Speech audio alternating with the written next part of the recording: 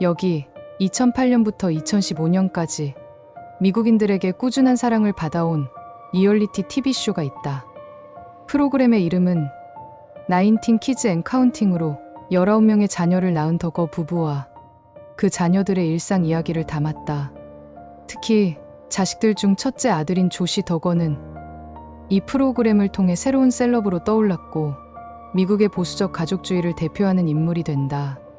하지만 2015년 5월 그의 추악한 과거가 드러나면서 프로그램은 중단되었고 그의 최악의 인물 중 한 명으로 선정된다. 덕어 부부는 1984년 남편 덕어가 19세, 부인 미셸이 17세 때 결혼했다. 그들은 처음부터 자녀를 많이 갖기로 계획하지는 않았다. 결혼 초에 미셸은 피임약을 복용했지만 얼마 지나지 않아 첫째 아들 조시를 가지게 되었다. 출산 후 그녀는 피임약 사용을 재개했음에도 불구하고 곧바로 둘째를 임신하게 된다. 하지만 이번에는 첫째와 다르게 임신 초기에 유산의 아픔을 겪었다. 이것은 그들에게 큰 충격을 주었고 부인은 의사로부터 피임약이 유산을 유발할 수 있다는 충고를 듣게 되었다. 그 이후부터 그들은 생각을 바꿔 피임을 하지 않기로 마음먹었고 아이가 생기면 하나님이 주시는 선물이라고 생각하면서 감사한 마음으로 계속 낳았다고 한다.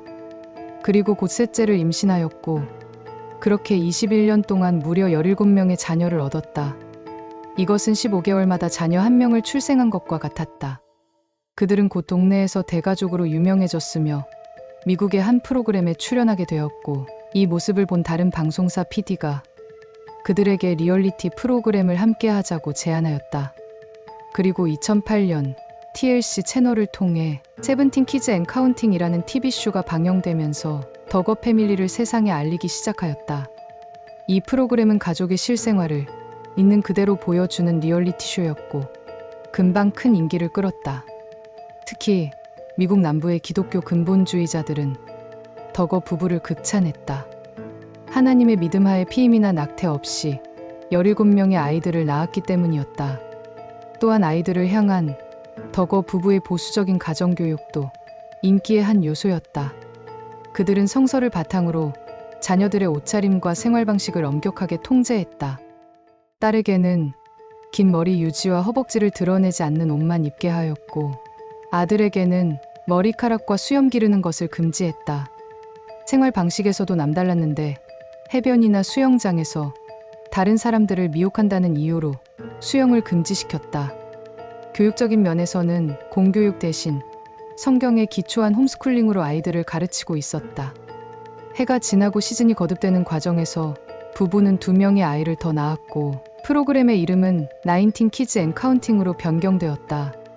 시즌이 바뀔수록 아이들에게도 많은 변화가 생겼다. 시즌이 처음 시작했을 무렵 20살이었던 첫째 조시는 2009년 시즌2에서 결혼을 하였고 시즌4에서는 첫째 딸의 생일을 맞이했으며 시즌5와 시즌7에서는 각각 둘째와 셋째를 낳았다. 조시는 가족 말고 개인으로서도 많은 변화를 겪었다. 이 프로그램을 통해 유명인이 된 그는 직장을 그만두고 보수의 아이콘으로 급부상한다. 2012년에는 공화당 후보 중 한 명인 릭 센토럼과 여러 주시사들의 선거 운동을 도왔다. 그는 여기서 멈추지 않고 가족연구위원회라는 보수 단체의 간부가 되어 종교적 믿음과 가족주의의 메시지를 미국 전역에 전하고 싶다는 포부를 밝혔다.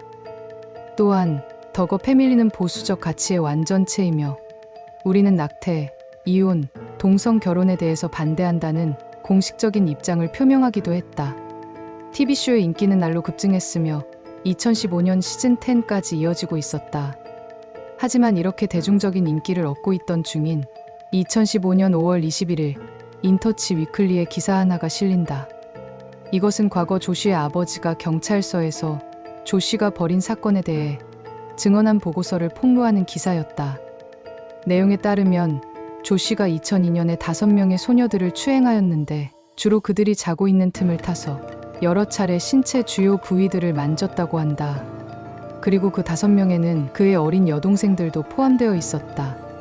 그의 아버지는 이런 아들의 행동을 그의 자백으로 인해 처음 알았고 따끔하게 훈계를 했지만 2003년에도 같은 일이 반복되었다.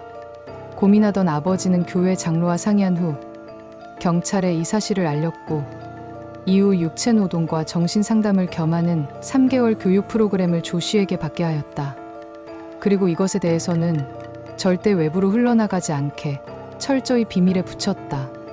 기사를 접한 대중들의 반응은 들끓기 시작하였다. 민감한 경찰 보고서를 공개한 잡지사를 비난하며 조 씨의 어린 시절 실수에 대해 옹호하는 사람들도 있었지만 그의 추악한 행동에 배신감을 느끼며 더거 패밀리의 TV쇼를 폐지하라는 사람들이 대부분이었다. 2015년 6월 5일 폭스뉴스는 성추행을 당한 여동생들을 인터뷰했는데 그들은 큰오빠의 잘못을 지적하면서도 그를 아동 성추행자나 소아 성애자 등으로 부르는 것에 대해서는 자제해달라고 말했다. 조 씨는 기사가 나온 직후 사과문을 발표했다. 자신의 잘못된 행동으로 인해 가족들과 지인들 그리고 시청자들에게 상처를 준 점에 대해 용서를 구했다. 덧붙여 자신은 하나님으로부터 용서를 받았고 현재는 그 은혜를 갚으며 살아가고 있다고 말했다. 사과문 발표 후 조 씨는 근무하던 가족연구위원회에 사표를 내고 자숙의 시간을 갖기로 한다. 같은 날 그의 부모님도 성명서를 발표했다. 자신들은 다른 사람들과 마찬가지로 완벽한 가족이 아니며 큰아들의 잘못된 행동을 인정하면서도 이것을 바로잡기 위해 열심히 노력했다고 밝혔다. 평소 더거 패밀리를 지지하던 기독교인들은 그들의 깊은 사과에 대해 용서해 주어야 한다는 분위기였다. 공화당 내 차기 대선 후보자 또한 조 씨의 잘못을 지적하면서도 용서받지 못할 일은 아니라면서 선한 사람들도 때로는 잘못을 범한다고 그를 두둔하였다. 하지만 여론은 그렇지 않았다. 대중들의 의견을 더 중요시하는 방송가는 그들의 리얼리티 프로그램을 시즌 10에서 중단하기로 결정한다. 또한 조 씨의 사과문에 대한 진정성에 의문을 제기하는 사람도 있었다. 그가 피해자에게 용서를 구하는 대신 하나님을 언급하여 문제의 본질을 흐리고 기독교인들의 동정심을 유발했다는 것이었다. 하지만 이것은 시작에 불과하였고 그에 대해 더 놀라운 사실들이 드러나기 시작하였다. 2015년 8월 20일 기혼자들의 은밀한 만남을 주선하는 성인용 사이트인 애슐리 메디슨이 해킹을 당했다는 소식이 전해졌는데 그 고객 명단에 조 씨가 포함되어 있었던 것이다. 그를 지지하던 사람들은 처음에 음모론이라고 생각했지만 2013년에 $980를 결제하여 회원이 된 사실이 드러나면서 또 한 번 미국 사회에 충격을 주었다. 그는 패밀리 사이트를 통해 다시 한번 사죄하면서 이렇게 말했다. 저는 가장 위선적인 사람입니다. 신앙과 가족의 가치관을 지키면서도 개인적인 실패를 숨기고 살았습니다. 그리고 지난 몇 년 동안 인터넷을 통해 음란물에 중독되어 가족들에게 불성실하였습니다. 그에게 숨겨진 사실이 또 있는 것일까? 나중에 이 음란물에 대한 언급은 웹사이트에서 삭제되었다고 한다. 그리고 2015년 8월 25일 스스로 재활시설에 들어갔다. 하지만 미국 법무부는 음란물에 대한 그의 언급에 대해 심각하게 받아들였고 그를 예의주시하였다.